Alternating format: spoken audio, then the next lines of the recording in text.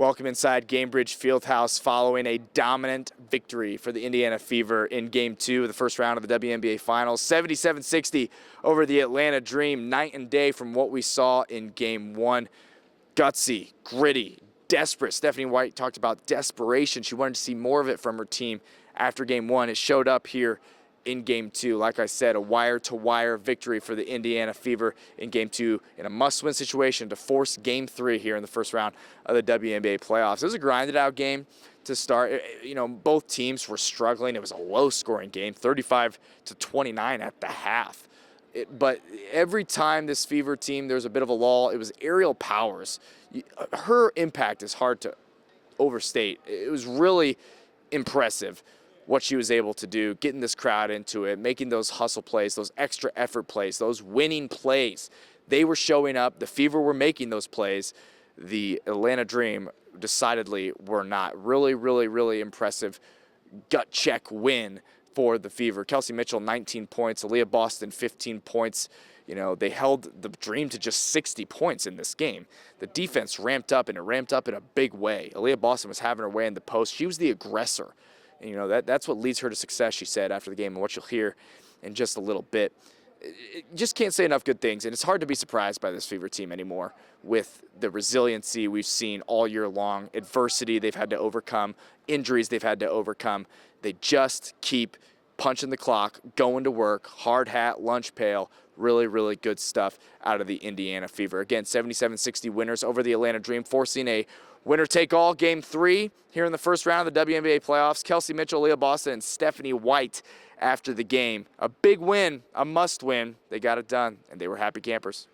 Steph, holding them to 60 points today. What did you see that was so effective from you guys defensively and really turned this game? I mean, our aggressiveness, our attention to detail, our ability to contest without fouling, to be disciplined, you know, in that area, I thought was huge. You know, we played good enough defense down there, and our offense just couldn't get going, and we were able to get it going on both sides tonight. I continue to just be so proud of this group and their resilience, their toughness, and their ability to respond. For either player, what does Aerial Powers' passion in games mean to you guys, and how contagious can that be? Yeah, I think it's great. She's someone that she feeds off so much energy, and she always has a lot of energy. So I think for us, just making sure that we always match that. And I love when I see her hype up the crowd, everyone gets involved. But I think AP, just what she brings to us, that aggression, just getting after loose balls, it's great. What about that chest bump? It's like the third time, and every time I just keep remembering that I'm not as young as I used to be. For Kelsey, you were saying in Atlanta that, you know, this team needed to have that fight in them to punch first to be able to even this series. How did you see this group do that tonight and really, you know, set that tone?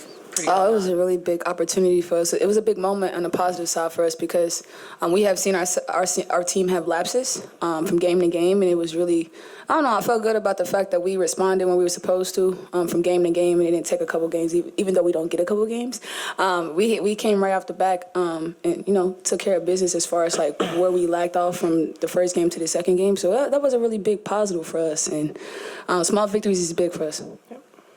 Kelsey, you've had a lot of moments with this franchise throughout the years. Where does leading them to a playoff win at home kind of rank among those? Oh, man, it takes a village. I think we all piggyback off each other within our group and our organization. So I think it took a collective group effort to be able to be here. And I think that our first win here was big for us because we've been resilient throughout the course of the year. And it was just, I don't know, it felt really good to see ourselves on top and do something great for a change. When it comes to us being resilient, have to fight off a lot of ups and downs, backs and forth. And so it felt good for us to really, you know, come out on top tonight.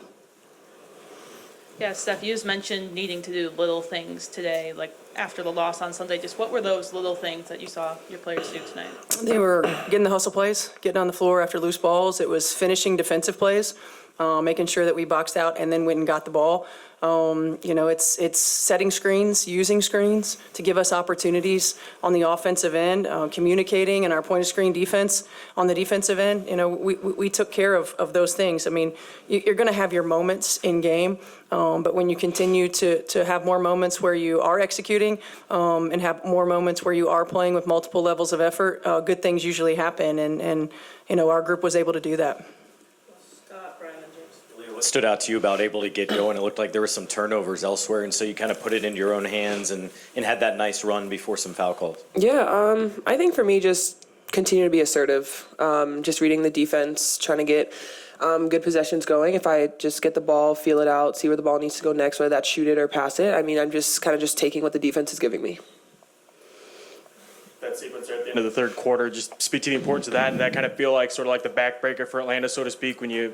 Yeah, that was great for us. That seriously was scoring the ball and then getting that tip and then Lexi hitting that three. I mean, the energy, everyone felt it. The crowd was going crazy, and we just used that momentum into the fourth.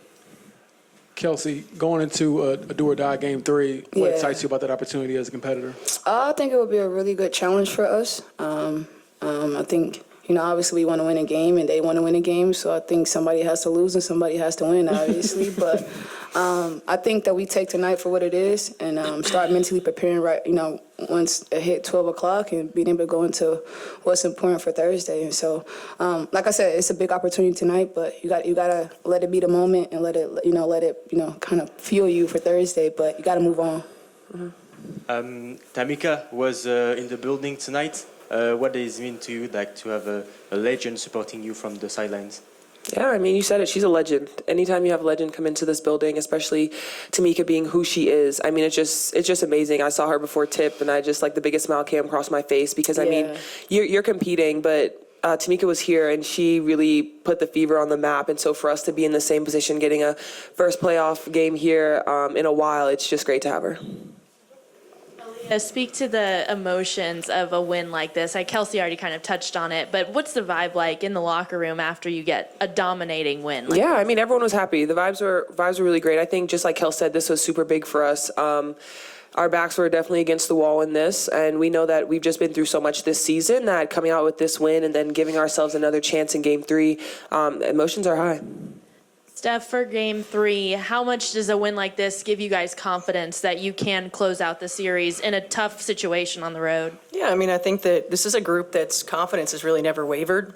We've been in every kind of situation you can imagine, and we've been able to find ways to put ourselves in position to win, and this will be no different. Obviously, it's going to be on the opponent's home floor, but, it doesn't matter. I think for us, our if we maintain our attention to detail, if we continue the defensive effort that we had tonight, and we shoot with confidence, we give ourselves a chance. And this group is continued to show their heart, their character, night in and night out.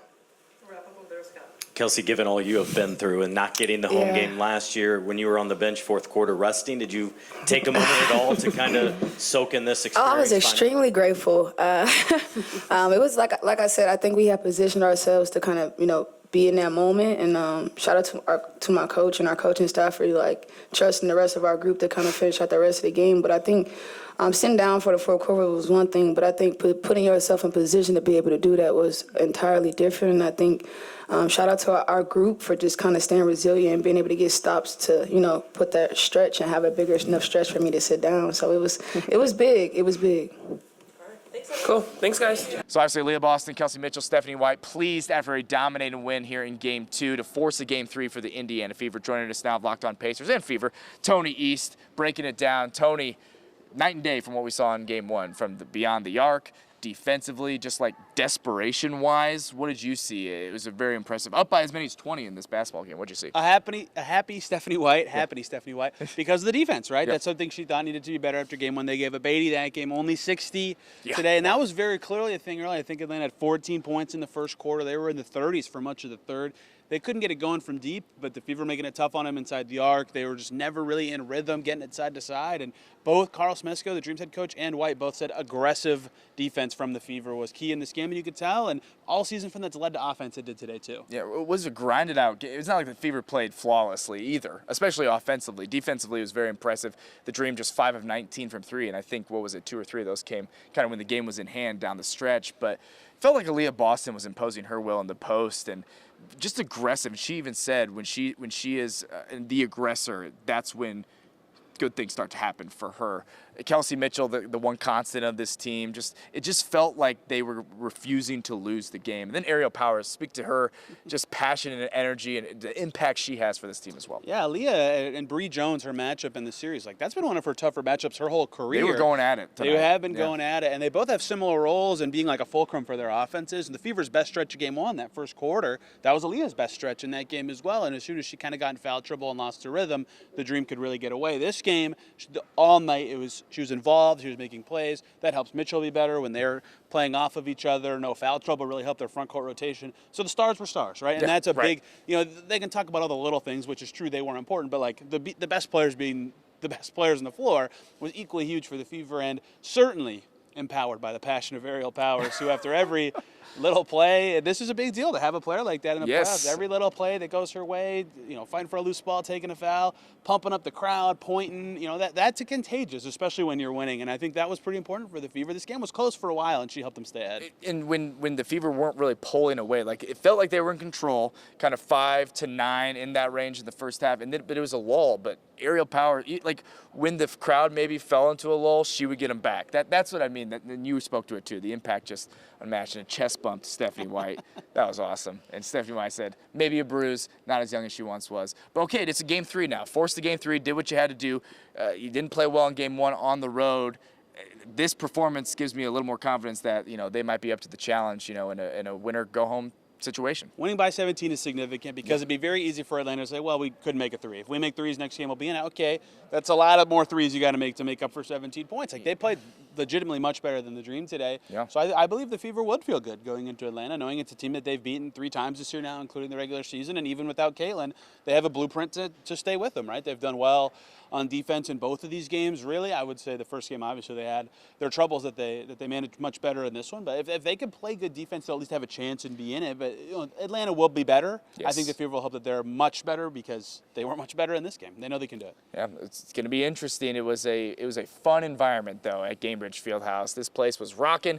First home playoff game since 2016. These fans went home happy. So did Tyrese Halliburton. We love that. Probably made the ankle feel a little bit better. So we love that. All right, Tony East, great as always. Keep up with us on air and on WTHR Plus for all your Fever coverage. We'll see if they can get it done and advance to the playoffs. It's going to be all sorts of fun. See you next time.